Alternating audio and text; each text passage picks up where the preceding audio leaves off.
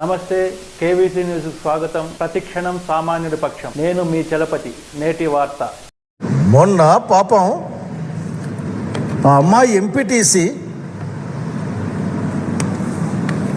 కంతేరు కల్పన SC అమ్మాయి. నేను దాన్నేమి SC అమ్మాయి అనే దాన్ని ప్రత్యేకంగా వాడదలుచుకోలే, కానీ but she's MPTC belongs to Dalit community. ఆ ఊర్లో పిల్లల మధ్య గొడవ జరిగితే ఆమె మీద కేసు పెట్టారు. ఆమె మీద కేసు పెడితే మీరు లక్షణంగా ఎంపీటీసీ,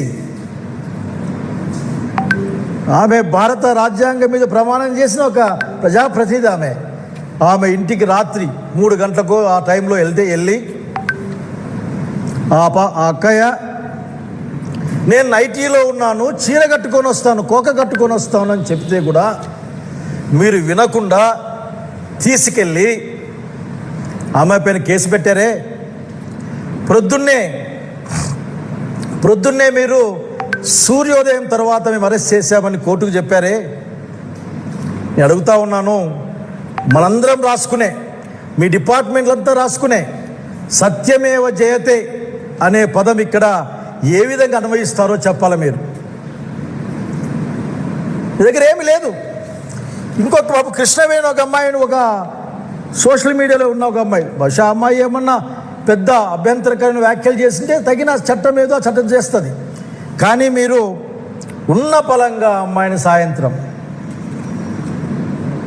తీసుకొని రావడం, స్టేషన్లో పెట్టడం, పీటీ వారెంట్లు వేసుకోవడం, స్టేషన్లో తిప్పడం,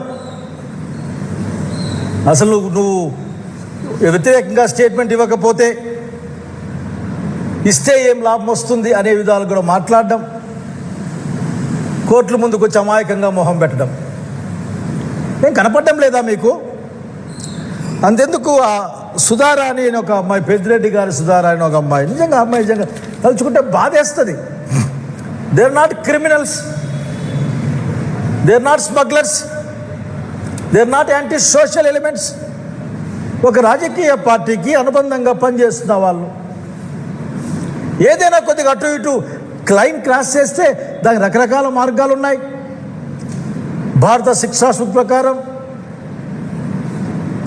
7 సంవత్సరాల కంటే లోపల జైలు శిక్ష ఉండే అన్ని కేసులకి స్టేషన్ బెయిల్ ఇవ్వచ్చు. మీరు 41 నోటీస్ ఇచ్చి వాళ్ళు విచారించవచ్చు అని చెప్తే ఆ పని మీరు చేయరెందుకు? ఏం కనపడదా? ముఖ్యమంత్రి గారు మీరే బాధ్యత వహించారు, ఎందుకంటే మీ దగ్గరే లా అండ్ ఆర్డర్ ఉంటుంది కాబట్టి. నిన్న ఎంత పెద్ద ఇష్యూ, నాకు చాలా ఆశ్చర్యం వేసింది. విడుదల రజని మేడం, విడుదల రజని గత ప్రభుత్వంలో మంత్రి గారు, ఆయన పిఏ కేసులు మీద స్టేషన్లో కేసులుంటే చట్టపరంగా తీసుకోండి, ఎవరొద్దన్నారు. ఆమె కూడా చెప్తుంది కదా, మంత్రి గారు, ఎక్స్ మంత్రి గారు చెప్తున్నారు కదా. ఎందుకు అరెస్ట్ చేస్తున్నారు చెప్పరు? పోలీసు వారు మీ మాన్యువల్ని పరిశీలిస్తే అరెస్ట్ చేసిన తర్వాత ఎందుకు అరెస్ట్ చేస్తున్నారో చెప్పాల్సిన బాధ్యత ఉందన్న సంగతి గుర్తు చేస్తూ ఉన్నాను. పాపం సుధారాణి ఇష్యూ మళ్ళీ ఒకసారి గుర్తు తెచ్చుకుని నాకు నన్ను చాలా చూసిన, ఎందుకబ్బా ఇట్లా సమాజం ఇట్లా అయిపోతున్న సంఘటన అది. ఆ ఊరు వదిలిపెట్టి, చిలకలూరిపేట కాన్స్టిట్యుయెన్సీ అనుకుంటాను, ఆ ఊరు వదిలిపెట్టి తెలంగాణలో ఉండి హస్బెండ్తో, ఆ అబ్బాయికి ఏ సోషల్ మీడియా ప్లాట్ఫామ్ వాడడం కూడా రాదు, వెంకటరెడ్డి అనుకుంటా పేరు, 2 పిల్లలతో సినిమాకో గుడికో పోతా ఉంటే ఉన్న పలంగా లాక్కెళ్ళి పిల్లల్ని బంధువులకు అప్పగించి 3 రోజుల తర్వాత అమ్మాయి అరెస్ట్ చూయించి ఒక 2-3 కేసులో 10 కేసులో ఎన్నో నంబర్ తెలియదు కానీ నాకు అన్ని కేసులు పెట్టి 3 రోజుల పాటు ఏం చెప్పాలనుకుంటున్నారు మీరు? అయా, ప్రజాస్వామ్యంలో విమర్శని సహించాల్సిన లక్షణం ఉంది. ఒక కన్స్ట్రక్టివ్ విమర్శని సహించాలి. ఆ విమర్శ సరిదిద్దుకోవాల్సిన అవసరం ఉందా లేదా అని మీ యొక్క పరిమితుల్లో, మీ యొక్క లక్షణాలతో దాన్ని పరిశీలించుకోవాలి. విమర్శ చేస్తేనే నియంత్రణ పరిపాలనలో ఉన్నామనుకుంటున్నారా? I cannot understand what is going to happen in this state. Human respect violation. ఆ మంత్రి గారు వస్తే కారులో లాగుతున్నారు, పీకుతున్నారు, వేసేస్తూ ఉన్నారు. మనకి వినిపిస్తూ ఉంది, కేసు పెడతా అంటా ఉన్నారు ఆ వీడియోలో. ఏంటిది? అక్కడేమి ఒక ఎవరు లేరు కదా, ఒక బాధ్యత కలిగిన పార్టీ నాయకురాలు, అట్లాగే మొన్న వరకు రాష్ట్ర ప్రభుత్వంలో బాధ్యత కలిగిన మంత్రి గారు. వాళ్ళు వస్తాం మేము స్టేషన్కి చెప్పండి అంటే మా విధులకు ఆటంకం కలిగిస్తానని చెప్పి మిమ్మల్ని మీద కేసు పెడతామంటారే. బాబు గారు, చాలా చెడ్డ పరిణామాలకి రాష్ట్రం చూడబోతా ఉంది. ఏదైనా మీకు వీలైతే మంచి మంచి విషయాలు నేర్పించండి, అంతేగాని ఒక చెడ్డ ప్రామాణికాలని మీరు ఏర్పరచద్దండి అని ఒక ఆంధ్రప్రదేశ్ పౌరుడిగా నా విన్నపం. పొలిటికల్ ఫీల్డ్లో ఉన్నవాడిగా విమర్శ సహించేంత లక్షణం లేకపోతే ఎట్లా? రాజును మించిన రాజభక్తి ప్రదర్శిస్తూ ఉన్నారని చెప్పడానికి నేను ఏమాత్రం సంకోచించడం లేదు. మీరు ఎక్కడ కూడా చట్టాన్ని ఒప్పుకోరు. కావాలంటే మీకు కంతేరు కల్పన విషయంలో 3 గంటలకు, అంటే తెల్లవారుజామున 3 గంటలకు ఎంపీటీసీ గారిని అరెస్ట్ చేసిన విజువల్స్ చూపించడానికి కూడా సిద్ధంగా ఉన్నాయని ఉన్నాయని ప్రజలు చెప్తా ఉన్నారు. మీకు చేత కాకుంటే మేము వెతికి తెచ్చిస్తాం వాటిని. అంటే న్యాయస్థానాలని కూడా మభ్యపుచ్చే కార్యక్రమమా? So what is this? ఈ సత్యమేవ జయతే, మీరు ధర్మాన్ని కాపాడండి, ధర్మం మిమ్మల్ని కాపాడుతుంది. బహుశా మీరు అనుకుంటూ ఉండుంటారు, అధర్మాన్ని మీరు కాపాడండి, అధర్మం మిమ్మల్ని కాపాడుతుందని మీరు అనుకుంటూ ఉండుంటారు.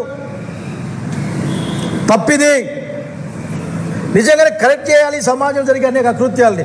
నిజంగా పోలీస్ డిపార్ట్మెంట్లో ఉన్న కొద్దిమంది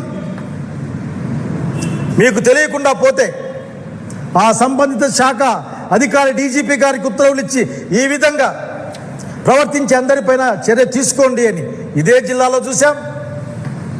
ఒక పోలీస్ అధికారి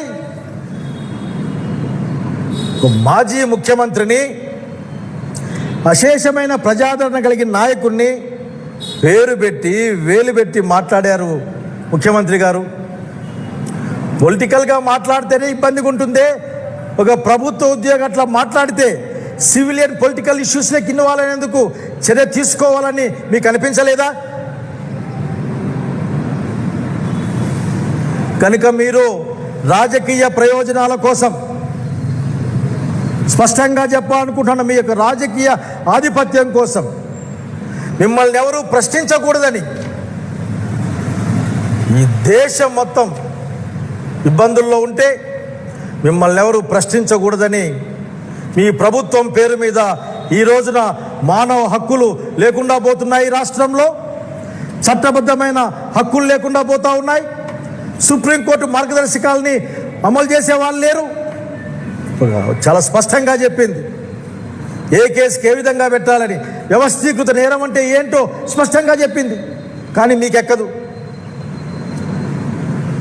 ఫిమేల్ వాళ్ళని అరెస్ట్ చేయాల్సి, మహిళలను అరెస్ట్ చేయాల్సి వస్తే ఏ టైంకి ఎట్లా అరెస్ట్ చేయాలి, మహిళా పోలీసులు ఉండాలి, రాత్రిపూట స్టేషన్లో పెట్టకూడదు, అనేక మార్గదర్శకాలు ఉన్నాయి.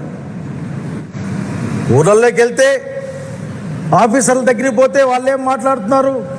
స్థానిక ప్రజాపతి చెప్పాలా, లేకుంటే మీరు సొంతంగా ఆఫీస్ పెట్టుకున్నారట విజయవాడలో. మీ ప్రభుత్వ ఆఫీసులు కాకుండా విజయవాడలో ఆఫీస్ పెట్టుకున్నారట. బస్సు తాడేపల్లిలో పెట్టుకున్నారట.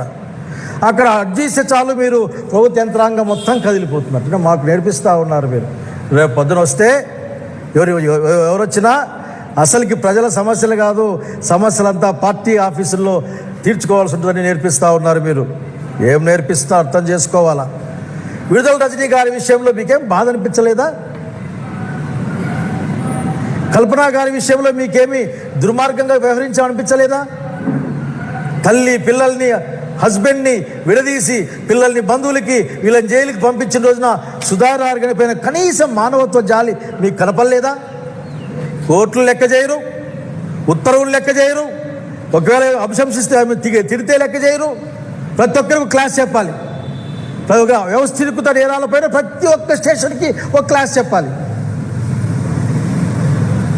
కనుక హేళన చేయడం లేదా హింసించి ఆనందపడడం ఇవన్నీ కూడా మానవ లక్షణాలు కాదేమో అని నా అభిప్రాయం. కనుక దయచేసి మీరు ఫ్రెండ్లీ పోలీస్ మాది, కమ్యూనిటీ పోలీసింగ్ చేస్తామని చాలాసార్లు చెప్పుకుంటూ ఉంటారు. బస్ స్టాండ్లో మీటింగ్లు పెడతారు, ఊళ్ళల్లో మీటింగ్లు పెడతారు, రకరకాలు చేస్తారు.